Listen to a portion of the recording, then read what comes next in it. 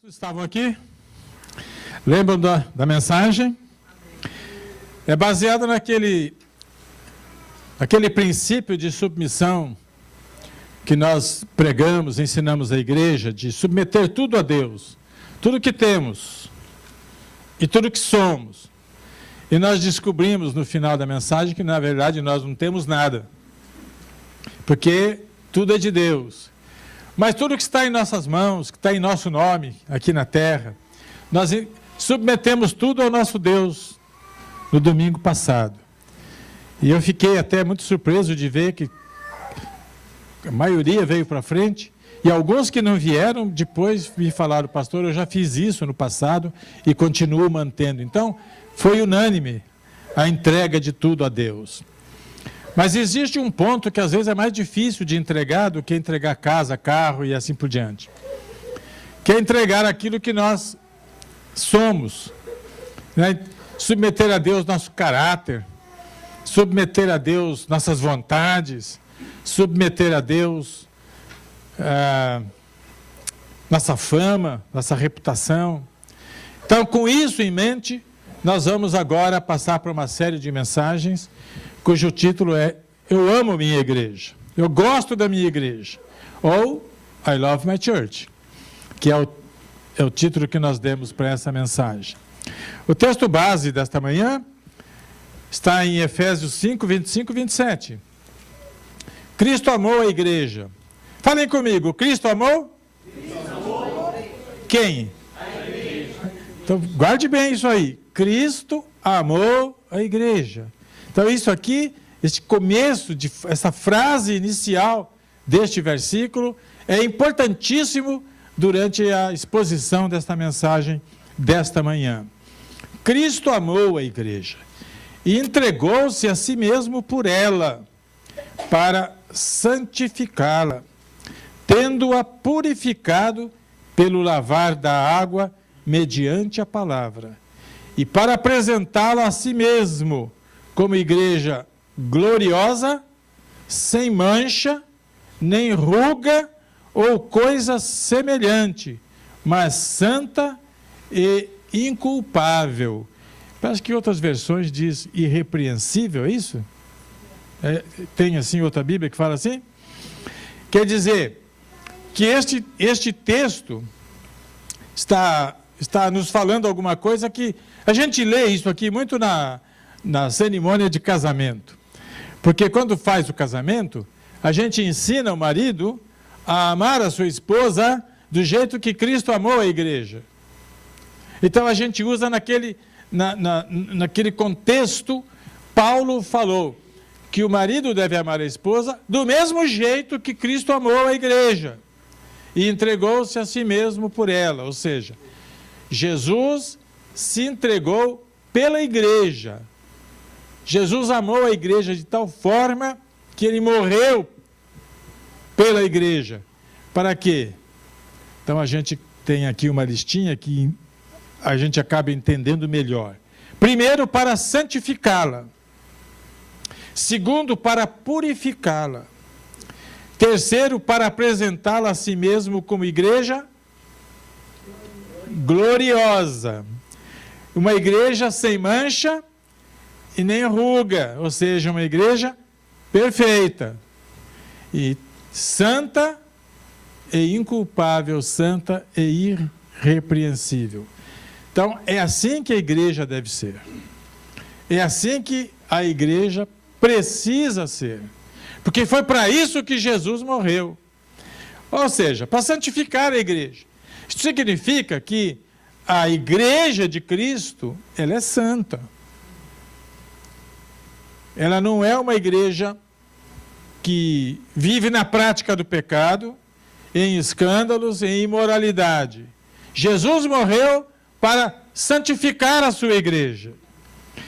Quando ele estava na cruz, ele via uma igreja santa, santificada por ele, porque ele estava morrendo por esta causa.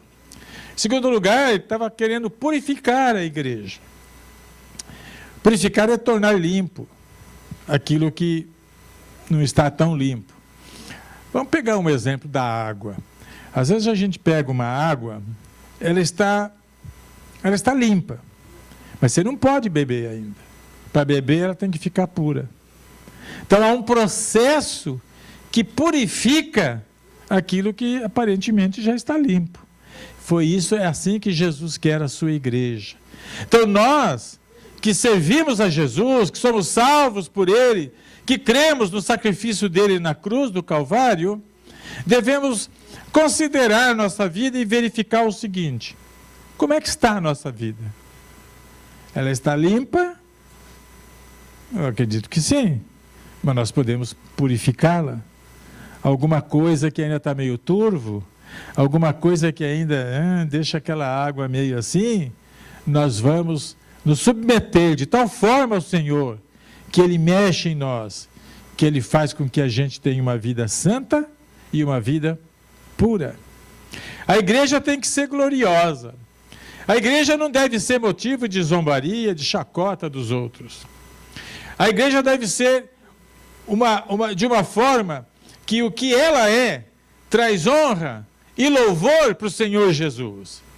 Que ao olhar para a igreja de Cristo, os de fora possam ver algo diferente que eles não encontram lá, mas só encontram nos redimidos pelo sangue do Cordeiro.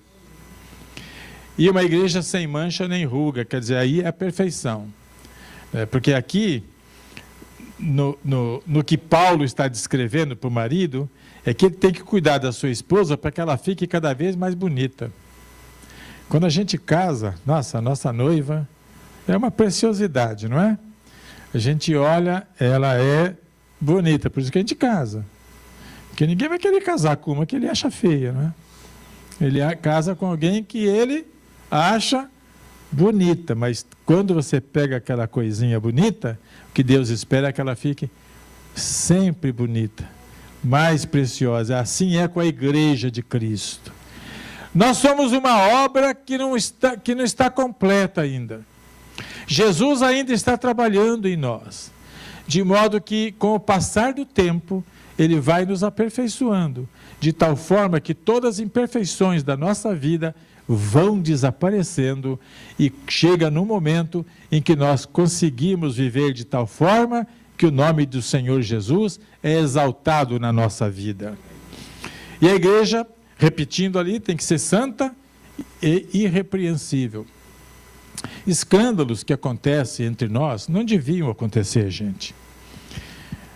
Coisas que acontecem dentro da igreja do Senhor, muitas delas não deveriam estar acontecendo, porque traz má fama, traz confusão, porque cada vez que alguém faz uma coisa que se torna notícia na imprensa, que se torna comentário no bairro, comentário entre as pessoas, isto não é do agrado de Deus.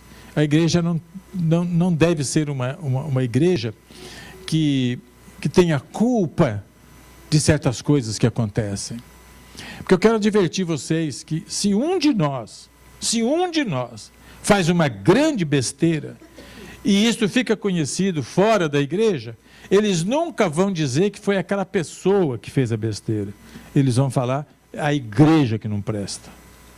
É a igreja que é podre. É a igreja que é Babilônia. É a igreja que é pecado. É o pastor que é um à toa. É a mulher do pastor que não serve para nada. É assim que eles veem. Então, cada um de nós tem grande responsabilidade como igreja de viver de uma forma santa e que não dê motivos para comentários. É assim que a igreja deve ser. A segunda coisa, que o amor de Jesus pela igreja foi muito grande. Foi tão grande que ele morreu por ela. Se não fosse um amor grande, ele não faria isso. Mas ele amou tanto que ele deu a sua vida, ele se entregou. Ele morreu a favor da igreja. Agora, a pergunta que a gente faz aí é como é que alguém pode dizer que ama a Cristo e não congrega em igreja alguma? Como é que alguém pode dizer, eu amo Jesus, mas Jesus ama a igreja, porque está escrito lá em cima, Cristo amou a igreja. Se Jesus ama a igreja, e nós estamos dizendo que amamos a Jesus, nós devemos amar o que Jesus ama. É uma consequência, algo natural. E como é que tem pessoa que fala, eu amo Jesus, mas não está em igreja nenhuma? Não frequenta, não tem um pastor, não tem alguém que lhe dê cobertura espiritual, não tem um povo com quem congrega, que chama de irmão. Como é que é isto? Então a gente pode pensar que esta pessoa que está dizendo que ama Jesus, mas não congrega, põe em dúvida se realmente ama Jesus. A outra coisa que a gente tem que falar aqui, está aqui em 1 Pedro 2:5, se puder aí atrás achar o versículo e colocar, vai ajudar, que fala que nós somos como pedras vivas. Pedras vivas, Pedro nos chama com este nome, pedras vivas. E o que significa isto, nesta palavra que Pedro está usando? O que ele quer falar com essa expressão, pedras vivas? Então, igreja, na verdade, ele nos chama, e a resposta para essa pergunta é que a igreja não é uma construção, a igreja não é um edifício. Então, quando a gente fala, eu vou à igreja, tem muita gente que pensa que igreja é essa construção que nós temos aqui, esse local aqui. Não, isso aqui é um edifício, isso aqui é um prédio, onde a igreja, que somos nós, se reúne. Entenderam? Então, na verdade, não é o prédio que é a igreja. Igreja é você. Igreja sou eu. Igreja somos nós. Porque no Velho Testamento, havia a ideia de que Deus habitava só no templo. Então todo mundo ia para o templo porque era lá que eles entendiam que Deus estava. Mas depois que Jesus veio e fez o trabalho na cruz, a Bíblia já declara que não é mais o templo, ou a arca, ou nenhum lugar. A Bíblia declara, nós somos o templo de Deus. Nós somos o templo do Espírito Santo. Isso está claro, gente? Nós precisamos estar sempre pensando nisso conscientemente. Quando você olha para você mesmo, você fala, olha, aqui tem um corpo. Dentro deste corpo habita o Espírito Santo de Deus. Então você é morada de Deus, amém? Então é isto que nós precisamos entender, que a igreja de Cristo são pessoas como nós, que fomos resgatados do pecado e transformados por Cristo, e que vivemos em comunhão uns com os outros, crescendo espiritualmente e manifestando a glória de Deus através da nossa vida. Isso é igreja. Vou repetir, essa frase é comprida, o texto é comprido, eu vou ler outra vez, para ver se grava melhor aí. O que Pedro quis dizer, né, que nós somos uma pedra viva, é que a resposta é que a igreja não é uma construção, não é um edifício, mas a igreja de Cristo são pessoas como nós, que somos resgatados. Resgatados significa que foi pago um preço para nos tirar da condição que a gente estava. E este preço pago foi alto, porque Jesus pagou com o seu próprio sangue. Então somos resgatados do pecado e transformados por Cristo. Transformado significa que você era uma coisa e agora é outra. Você vivia de um jeito, agora vive de outro. Você pensava de uma maneira, agora pensa de outra maneira. É transformação no nosso modo de viver. E que vivemos em comunhão, comunhão uns com os outros, crescendo espiritualmente, quer dizer, nós não podemos estacionar na nossa vida espiritual, precisamos crescer. E isso é algo que nós estamos aqui no limiar de iniciar um processo na nossa igreja, onde o crescimento das pessoas antigas e novas na igreja vai ser acelerado. Vai crescer mais rápido no conhecimento da palavra e na forma de viver. E também, através desse crescimento, manifestar a glória de Deus. Aí já acharam o versículo para mim. Ei, povo bom, que sabe mexer em computador, que é uma maravilha. Então, isto que eu acabei de dizer, de ler, é a igreja. Quinto lugar, para edificar uma construção, nós precisamos de pedras ou tijolos e argamassa. Bom, aqui Pedro nos chama que somos as pedras vivas. Então, se nós somos a pedra viva, o que seria a argamassa? De acordo com Efésios 4, 3 a 6, a argamassa que junta com as pedras, que edifica a igreja, é a unidade. Então, a pedra, ela tem uma função na edificação. Junto com a pedra tem a argamassa. A argamassa é a unidade. Isso está lá em Efésios, capítulo 4, 3 a 6. Então, o que significa esta unidade? Vejam bem, nós precisamos ter um só Senhor, uma só fé, um só Deus, um só Espírito. Então, se a gente tem Deus diferente, nós não estamos unidos. Se nós temos, de forma diferente de ver, nós não estamos unidos, nós precisamos estar caminhando no mesmo passo.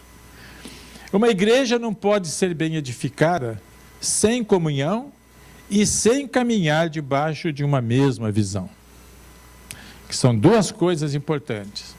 A igreja, vamos pensar aqui, nós aqui não somos a igreja de Cristo. Nós somos parte da igreja de Cristo. A igreja de Cristo está espalhada pelo mundo todo.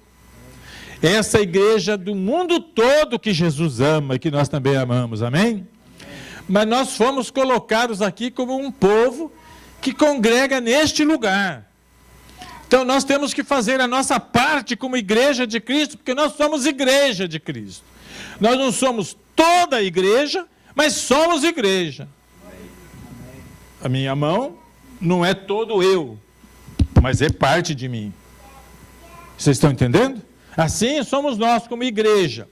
Ora, se nós aqui, esse grupo que se reúne aqui, se nós não tivermos comunhão entre nós, mas se a gente vive se degradando e se arranhando uns aos outros aqui, isso não é bom para nós. Que eu tenha conhecimento, não existe isso. Que eu tenha conhecimento. Mas às vezes eu descubro com espanto que tem coisa que acontece que eu não sei. E quando eu fico sabendo, a coisa já está enrolada, que está triste, viu? Mas conheça ou não, o importante é que se tiver isso ainda, se acontece com um ou outro, nos relacionamentos, se está ofendendo, se está machucando, se está ferindo, se está falando bobagem do outro, paremos com isto e vamos em busca de uma comunhão no Espírito Santo de Deus.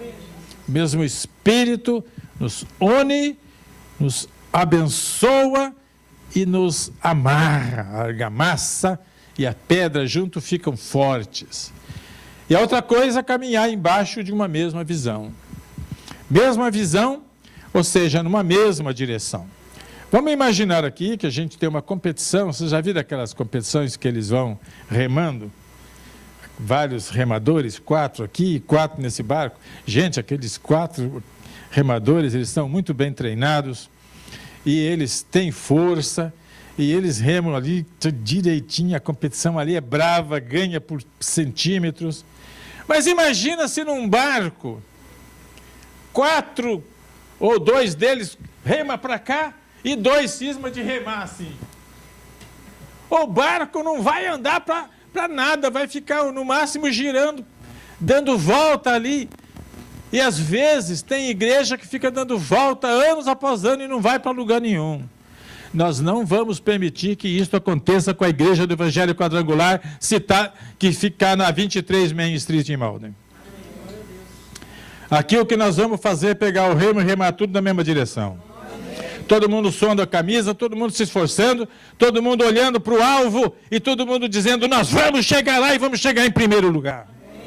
Nada de desanimar, nada de ficar, rema mais forte você aí, eu estou forte aqui, você não está fazendo nada só. E aí só traz discórdia e desentendimento. Vamos lá, faça o teu melhor que eu faço o meu. Vamos lá, meu irmão, vai José, vai Maria, nós vamos vencer. Uau, uau, uau. Está lá a taça da vitória. Pega a taça da vitória e glorifica a Deus. É assim que nós precisamos pensar. Agora eu quero ainda abordar outro texto bíblico. Está em Hebreus 10, 25.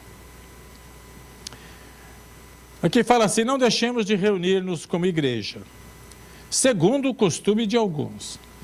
Mas procuremos encorajar-nos uns aos outros, ainda mais quando vocês veem que se aproxima o dia.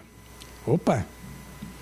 Aqui tem 4 pontos aqui que a gente tem que comentar rapidinho. Primeiro, para não deixar de se reunir como igreja. Isto quer dizer o seguinte, não deixe de vir aos cultos da igreja. Uma coisa que eu estou percebendo na nossa igreja, aqui eu quero comentar, é que tem várias pessoas na nossa igreja que por qualquer motivo não vêm na igreja. Arranja lugar para ir, arranja passeio para ir, arranja coisa para fazer, arranja jogo de futebol para assistir e não vem para a igreja. Eu acho que nós precisamos parar com isso. Eu acho que nós precisamos reconsiderar nosso compromisso com a igreja, que nós dizemos, eu sou membro dessa igreja. Nós precisamos reconsiderar nosso compromisso com a nossa fé em Cristo Jesus. Porque senão, gente, isso vai trazer problema para quem faz isso. Não é para nós, é para quem faz isso. Eles é que vão acabar entrando em problemas. Diz aqui, não deixemos de reunir-nos como igreja, segundo o costume de alguns. Eu conheço pessoas que deixam de vir para a igreja aqui, como a nossa, por exemplo, para ficar assistindo cultos pela televisão. Isso é bom, mas não é ideal. Porque na hora que você precisa de uma oração, aquele da televisão está a quilômetros, milhas de distância de você. Na hora que você precisa de uma imposição de mãos, ele não está ali para te atender.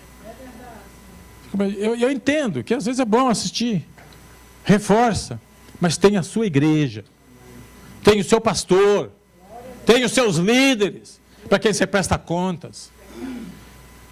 Crente que não presta conta para ninguém, que não dá satisfação, está longe da fé. Não se converteu. Não é de Deus ainda. Pode duvidar até da salvação. Agora, quando nós congregamos, nós temos grandes vantagens. Quando nós estamos juntos, nós temos muitas vantagens.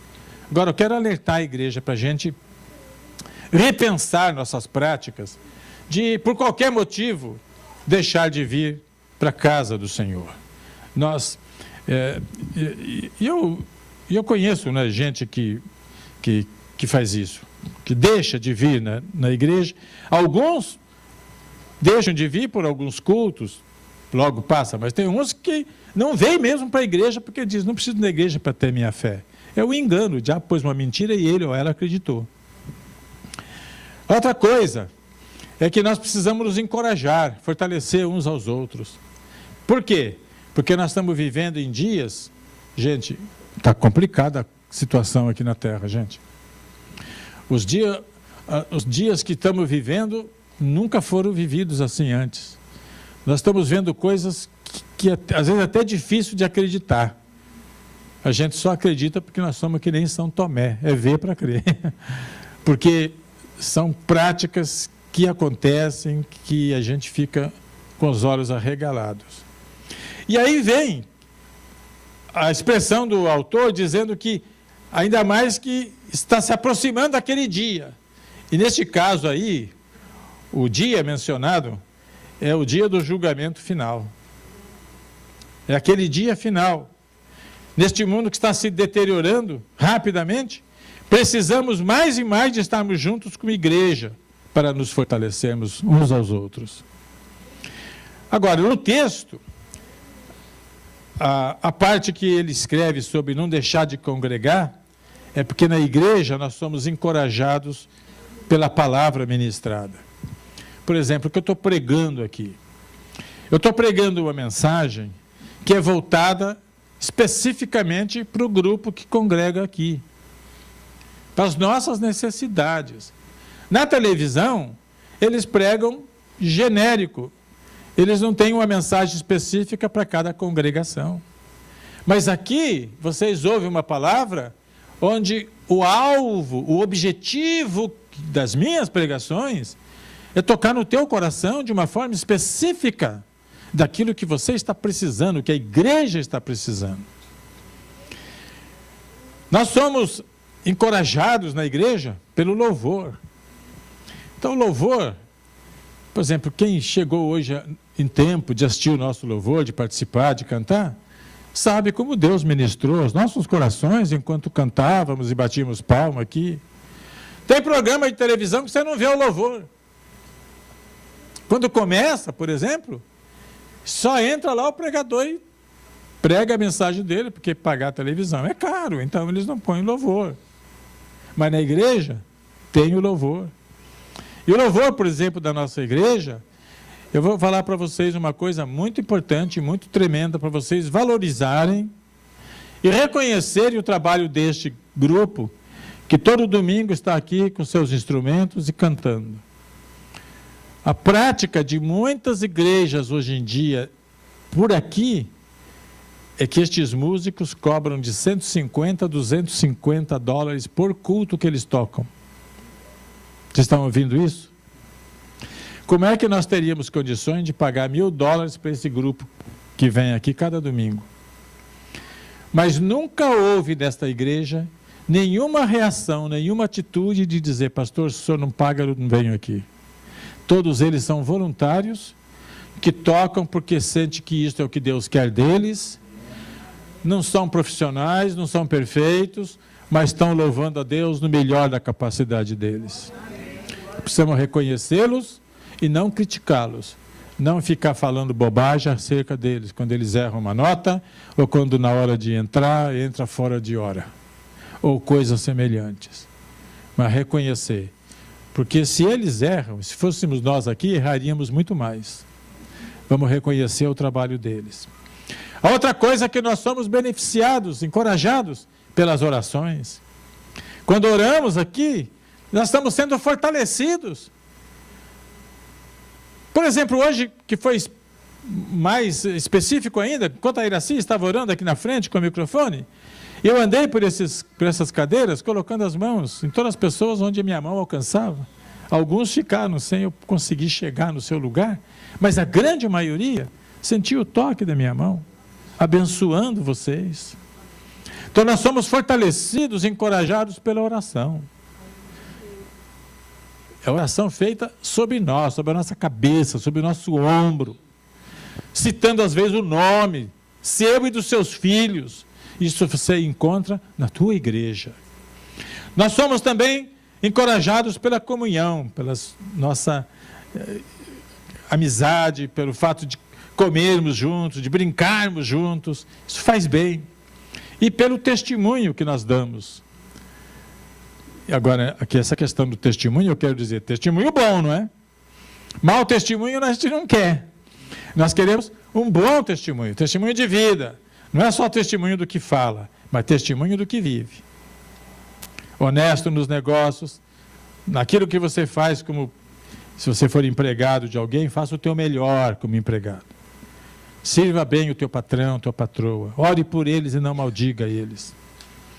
Se você tem que limpar a casa, limpe o melhor que você puder. Se você entrega a pizza, não coma a pizza no caminho. Entrega a pizza inteira. Se você cuida de pintura, capriche na pintura. Faça o melhor. Dê um bom testemunho. Engrandeça a Deus na sua vida. E, finalmente, qual é uma das maiores estratégias do inimigo para enfraquecer e esfriar a fé das pessoas?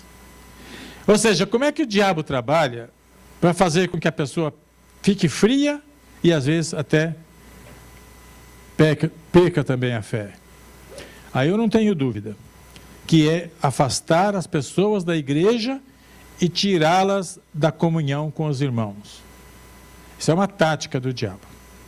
Acontece uma coisa às vezes na igreja, uma coisa qualquer, um desentendimento, uma prática que a pessoa não gostou, alguém que deu uma resposta atravessada, e aquela pessoa, como reação, fala, não vou mais na igreja, e se afasta da igreja. O diabo laçou essa pessoa. O diabo jogou o laço e pegou. Por quê? Porque esta pessoa que deixa de vir para a igreja fica privada da comunhão com os irmãos, não ouve mais a pregação da palavra e também das outras bênçãos que ocorrem na casa de Deus e que fortalece espiritualmente as pessoas. O resultado disso é aquele que a gente já conhece, que as pessoas que ficam distantes da igreja se tornam presas fáceis para o inimigo. O andar das coisas de quem se afasta da igreja é o seguinte: primeiro, sai da igreja criticando a igreja. A igreja que ele frequentou, que ela frequentou, onde foi talvez até muito abençoado em muitas ocasiões, deixa de ser tudo aquilo. Passa a ser uma igreja onde ninguém presta, onde está tudo errado, mas ele ou ela está certo, está certinha, não tem nada errado com ela. Dali a pouco aquela pessoa já para de ler Bíblia, para de fazer oração, porque começa a ficar com um coração resistente às coisas de Deus. Pouco mais para frente começa a beber, começa a fumar, começa a ir para os lugares onde não deve ir, e dali a pouco o brilho que aquela pessoa teve se apagou. Não tem mais nada, nem parece que foi crente na vida, nem parece que um dia disse glória a Deus, eu te louvo, Jesus. Então essa é a maneira que o diabo faz. Mas eu quero dizer, igreja, não vamos cair nessa. Se aqui nesta igreja você ouvir alguma coisa, acontecer alguma coisa, você ver alguma coisa que não te satisfaz, que não te agrada, não leve isso ao máximo. Considere isto que nós somos humanos. Todo mundo que está aqui é gente. E onde tem gente não tem perfeição. Onde tem ajuntamento de pessoas, coisas boas e ruins acontecem. Vamos pegar um exemplo aqui. Recentemente houve uma falha muito grande de um apresentador do concurso de Miss Universo. Na hora de anunciar a ganhadora, ele errou. E ele anunciou uma colombiana como a Miss Universo. E imediatamente já correram, colocaram a coroa na cabeça dela, deram aquele negócio de flor, já abraçaram, ela já chorou e já começou a fazer todo mundo assim. E em 2 minutos, ele chegou e falou, não, eu me enganei, não é você, é a outra. Então aquela moça colombiana, ela podia xingar, ela podia começar a falar bobagem lá, podia chutar o pau da barraca, porque ela foi humilhada, foi diminuída, ficou de uma situação muito desagradável. Mas ela não teve essa reação. Até hoje a gente vê que ela teve uma reação boa, que ela reconheceu que foi um erro, proposital ou não, mas foi um erro, e que ela espera que, em outras palavras, ela quis dizer que as coisas acontecem, mas que tem um propósito. Agora, se fosse outro tipo de pessoa, faria daquilo um escândalo, talvez processasse os responsáveis pelo concurso, para pedir milhões de dólares pela vergonha que passou. Não se sabe que ela fez isso. E na igreja é a mesma coisa. Se acontecer algo errado com você, se você, por acaso, acabar sendo humilhado de uma forma inesperada, joga o lixo no lixo, não leva para casa, não ponha dentro de você. Se você ficar com isso remoendo a tua vida, você vai ficar cada vez pior. Joga o lixo no lixo, é o lugar dele. As coisas que não são boas, pincha fora, gente. E permaneça na tua igreja, no lugar onde você congrega, e seja ali uma bênção. Deus te plantou aí, ali você frutifique. Faça isso em nome de Jesus. E para concluir, Jesus ama a sua igreja que somos nós. Então, Jesus nos ama. Consequentemente, nós também precisamos amar essa igreja. O que é essa igreja? Todos vocês. Nós somos a igreja. Então, nós precisamos amar uns aos outros. Amando uns aos outros, estamos amando a igreja de Cristo. Amém?